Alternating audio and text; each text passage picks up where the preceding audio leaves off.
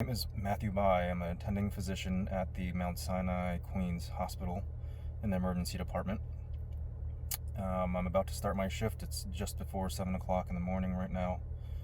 Last night before I went to bed, we had over 60 patients waiting for a hospital bed in our emergency department with COVID-19. So I don't know what this morning is going to be like, but it's probably not going to be that much different than last night, meaning it's going to be a busy day. It's been tough to make things tougher. This morning, actually over the weekend, my wife and I decided that it would be safer for our family, for our 17-month-old daughter and my wife, to leave our apartment until this is over, since I'm in and out of this high-risk environment every day. I don't know how long it's going to be, but this morning when I left the house, I said goodbye to my wife and my daughter for who knows how long. It's going to be several weeks probably before I see them in person again. So I'm about to go in and pick up my personal protective equipment for the day and start my shift. We'll see how it goes today. To put on my personal protective equipment for the day, this right here is my N95 mask that I will be wearing for the whole day throughout my shift. It's a little hard to breathe, but it stays on the whole day to protect us from any airborne particles.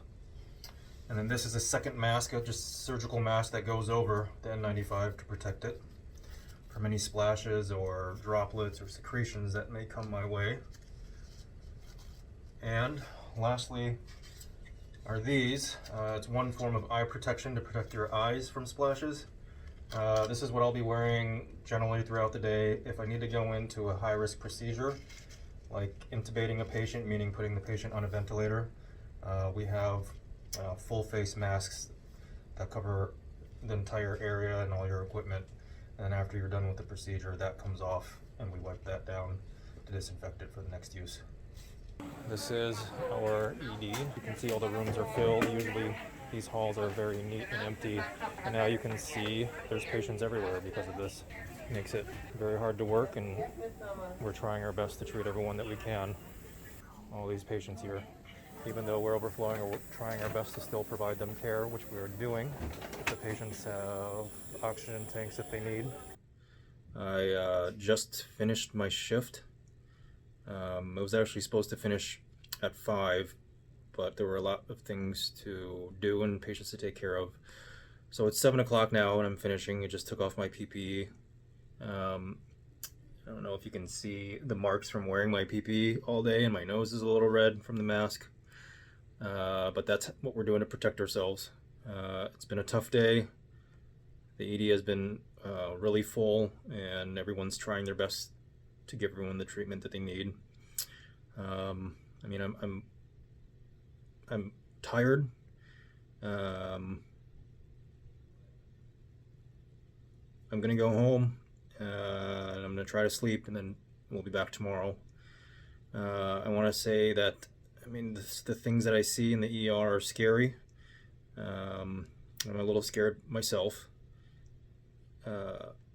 But it's good to see all these people coming in from all over, from other services in the hospital, from other areas in the nation, stepping in to help out. We had a couple providers that just started today that flew in from, one of them flew in from Wisconsin,